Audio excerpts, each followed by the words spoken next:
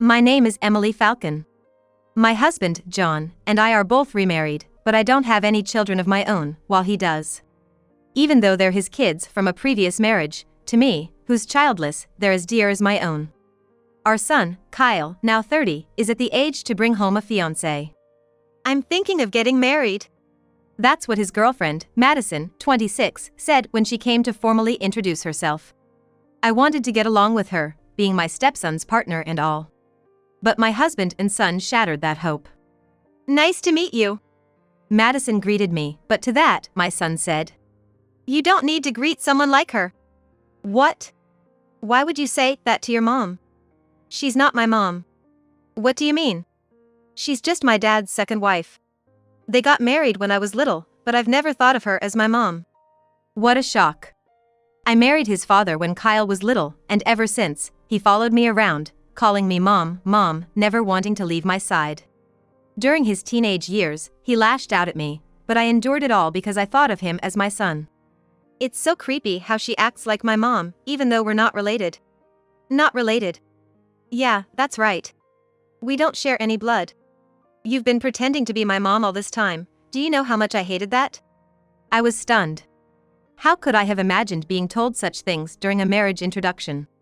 Surely, my husband would scold him, I thought. But then, shockingly. Well, Kyle's right. She was just convenient at the time, someone to take care of the house. That's all she was.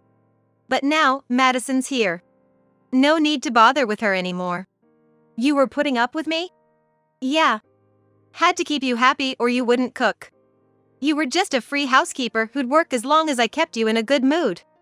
That's awful. Really? You had no idea, huh? What did you think you were to us? Not a parent, but acting like one.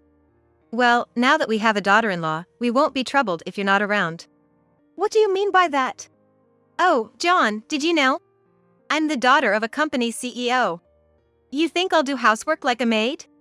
That's a problem. Why not just keep her as your free maid like before? What? Is that so, Madison? You're the CEO's daughter? I had no idea. Well then, we'll just have her continue with the housework. Lucky for you, you won't be kicked out. Just don't act like a mother anymore. You're just a servant now. Oh, right. About the wedding guests, I heard you have a lot of relatives? Yeah. If it were a different time, our family would have been warriors. We've got a lot of relatives, over 100 for sure. I see. I was discussing with Kyle about cutting down my side's guest list. I don't want to make a big deal about being the CEO's daughter. So, we thought a simple wedding would be fine, but I heard you have politicians and such in your family. It sounds like it'll be grand even with fewer guests on my side. Politicians? Oh, right. It'll be quite the event. My father was impressed to hear about the politicians in your family. This wedding could be a big deal. Right. By the way, what will you do for work after getting married, Madison? I won't be working. You're not going to work? Well, working is for people who don't have money, right? Why should a CEO's daughter like me have to work? You're not thinking of making me work, are you? No, of course not. That's what I thought. We have a maid, so I can live just like before. A housewife isn't needed, right? I would have been careful around Emily, but she seems like a stranger anyway. I don't see any problems with that. Exactly. No need to worry about someone like her. But living in this house is a bit. It'd be better if it's remodeled. We'll get to that eventually. Let's just focus on the wedding for now. Right, so Emily will do all the housework, right? She's the maid, after all. Well, actually, I have my own job, so I can't do everything. What? A stranger, who's not even a mother, living in the house and not doing all the housework. Emily's just a part-time worker who talks big. Don't mind her. Huh. Well, okay. About the wedding, since you're a stranger, there's no obligation to invite you. Please don't attend. Of course. It's unthinkable for someone who's not a mother to attend. Right. Both my husband and son agreed that I shouldn't attend. What a situation. I endured everything, thinking he was my son. Well, I have my own plans now. Determined to make them regret, I decided not to attend the wedding. On the wedding day, As I saw the two of them off to the venue, I finished cleaning and enjoyed a leisurely coffee break in front of the TV. Meanwhile, a crisis was unfolding at the venue. Dad. Why isn't any relative here? What? That's impossible. Everyone said they'd attend. But nobody's here. Not even the politicians you talked about. Only a few of your friends from college are here. That's impossible. But that's what I was just told at the reception. Hey, Kyle. What's going on? Why are there only a few people on your side? Weren't there supposed to be over 100? I don't know. My dad is furious. He prepared business cards for the politicians and everything. Politicians? Why would there be any? None of my relatives are politicians. Are you kidding? Emily said she could invite politicians and CEOs. We told Madison's dad that big shots would be coming. Emily? Yeah. Emily said you could invite politicians and various company CEOs. So, thinking these big shots would come, I even told Madison's dad about it. Why would Emily say such a thing? But then, apart from the relatives, not a single politician showed up. How does that happen? This is a complete embarrassment for me. Okay, let's call Emily. Her? She's not even a parent. A dead tree still adds to the mountain's beauty. Better than nobody. But that's still not enough. Right. We prepared the best food thinking big shots would come. Adding one person won't make a difference. It's still a sad wedding in such a big venue. Maybe there's a mistake. Is the invitation date wrong? No, my relatives are here. Yes, let's secure at least one person. I'll call Emily. So he called me, telling me to come immediately. He ended the call before I could ask why, so I just thought, well, I might as well go, and left for the venue. Well, congratulations on your wedding. I greeted Madison in her wedding dress, quite insincerely. Hey! Why did you come in such a disgraceful outfit? Well, you said strangers shouldn't attend, so I came in casual clothes. Is there a mistake? We called you because nobody came, and you show up like this? You can't even be seated. I thought a dead tree would add to the mountain's beauty. Useless maid. You cut the call without saying anything, so what did you expect? Just get a dress and attend. I refuse. What? You were the ones who said not to attend. Strangers aren't allowed. This isn't the time for that. No relatives showed up. That's to be expected. I smiled as if it was only natural. Do you know something? Know something? I smiled, seeing their panic. Time to reveal the truth. Most of the 100 guests are my acquaintances. What? Did you think they were your relatives? Think about it. Your relatives are just a few people. Like your sister-in-law and brother-in-law. In contrast, I have quite a few relatives. Nieces and nephews, too.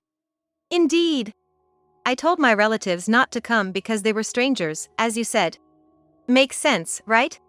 You called me a stranger, despite thinking of you as family. That means all my relatives are strangers to you, so they wouldn't come. But even so, it's strange that my sister and brother didn't come. Not strange at all. If strangers can't attend, then even though your sister and brother are related by blood, their spouses are strangers, right? So, I asked them not to come if strangers weren't allowed. Then, both your sister and brother decided not to attend. I didn't hear anything about that. Of course, you didn't. After all, your sister and brother are on my side. Why would they be?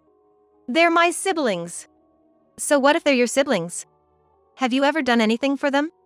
You might have received help, but never offered any, right? What are you even saying? When they were in financial trouble, you just yelled, "I don't have any money."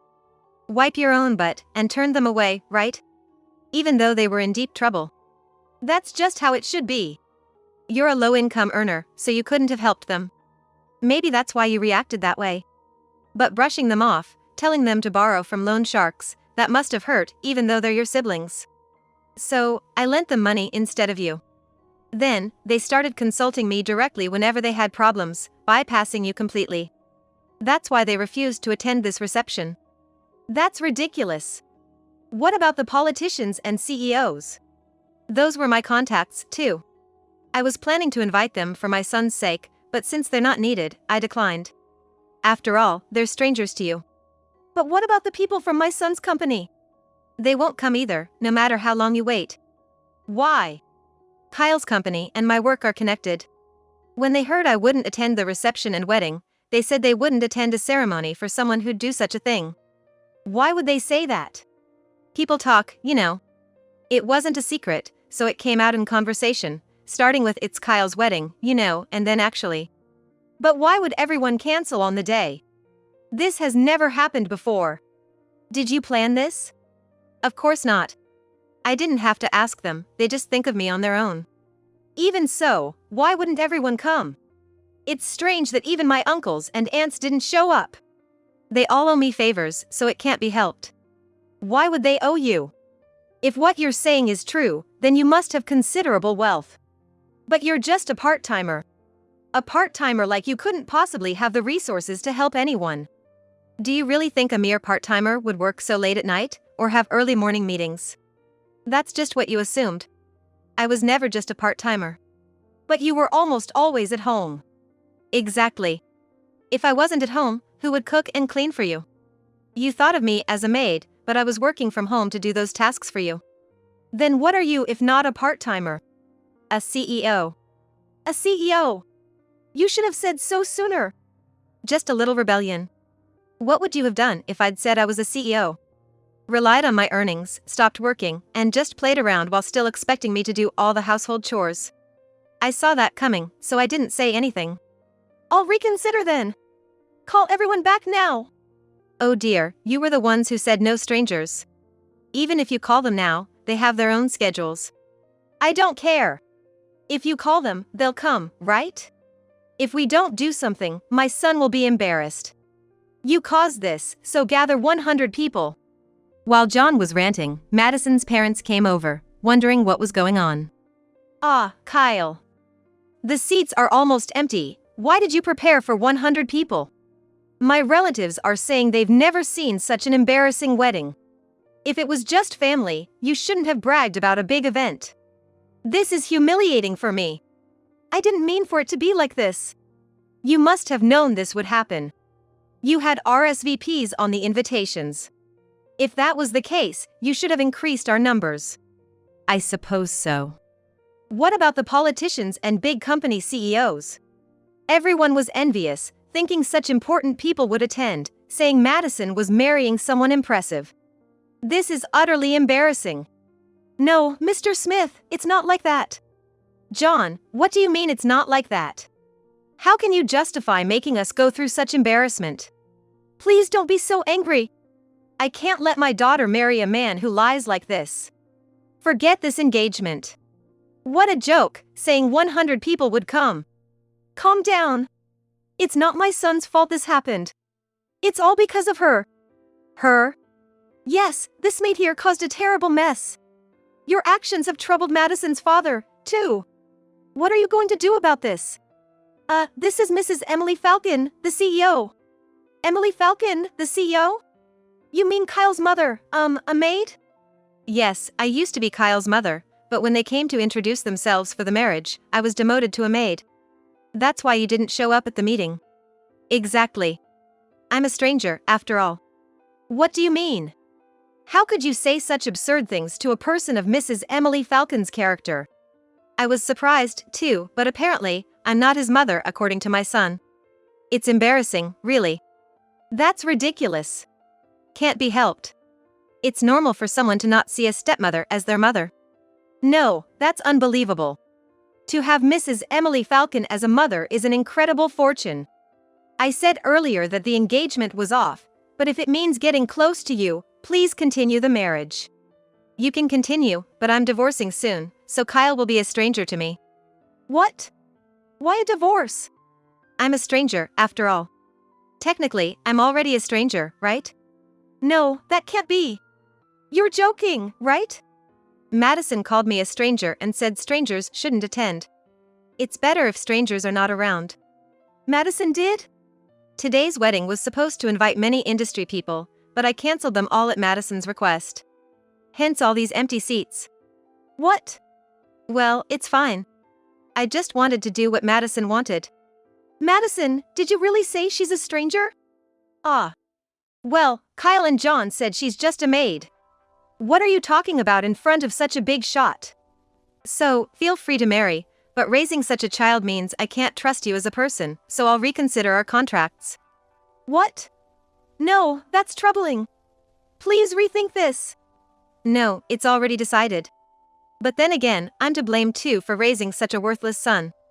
Please, don't go through with a divorce, and let the kids' marriage continue. That way, we'll become relatives through marriage.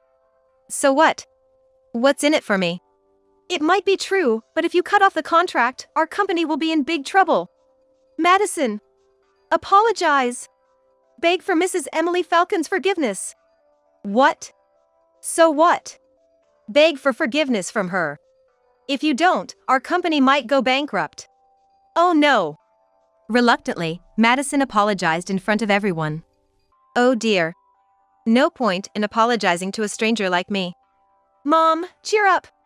Madison is apologizing. Oh, you're a stranger too, aren't you? I'm not your mother.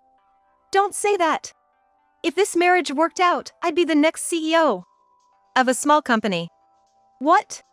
Madison's dad is a big company CEO, isn't he? What have you been looking at? Did you just believe Madison without checking?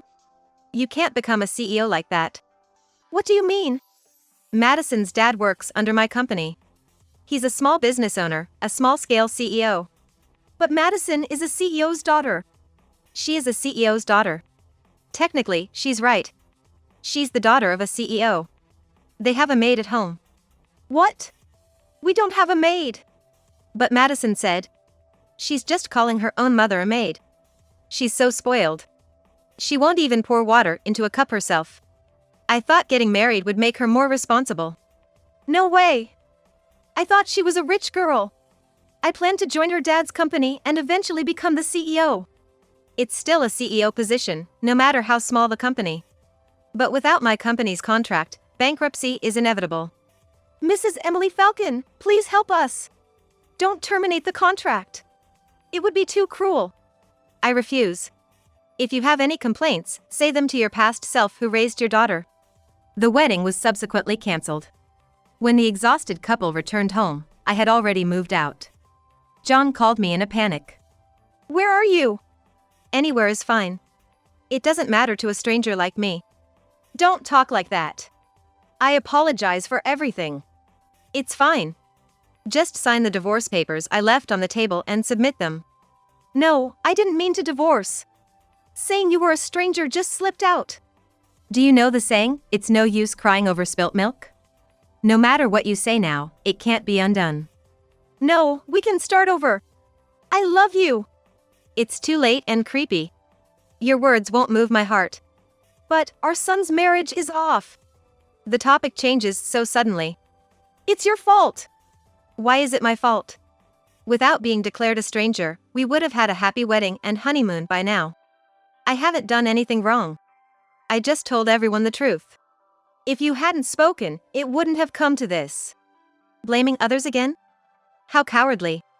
You only changed your mind about the divorce when you found out I'm a big company CEO, right? Just regretting letting go. That's not true. But if you're a big CEO, a successor is needed, right? Yes. Let Kyle join the company and eventually become the CEO. Kyle is CEO? Are you okay in the head? If he becomes CEO, the company would be ruined in no time. What are you talking about? He'll do it perfectly. What about his current job? He's already resigned. What? Why? His mother is a big CEO. There's no need to work under someone for a small salary. After the broken engagement, it would be uncomfortable at the company. What? So he ran away? No. It's to help with his mother's work. That's best for him. Even though we're divorcing? The divorce isn't final yet. He's still your son. Well, I've already set the lawyers on it. The divorce is certain. He said something, but I didn't listen and hung up, blocking him. Later, there was a dispute over the wedding cancellation fee, but the blame was put on John and Kyle by the lawyers. Unable to afford a lawyer, Kyle and his ex-husband had no choice but to accept their situation. They were faced with hefty cancellation fees and alimony for breaking off an engagement. Having lost his job, Kyle felt defeated and seemingly dumped all responsibilities on his ex. He constantly blamed my ex, saying things like, "If I had married her, even with a small business, I could have been the boss. If I hadn't quit my job, life wouldn't be this hard. Isn't it all Dad's fault?"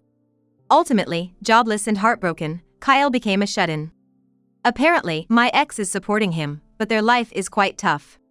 Now over 50, with his already modest salary further reduced, Kyle only realized this after recent events.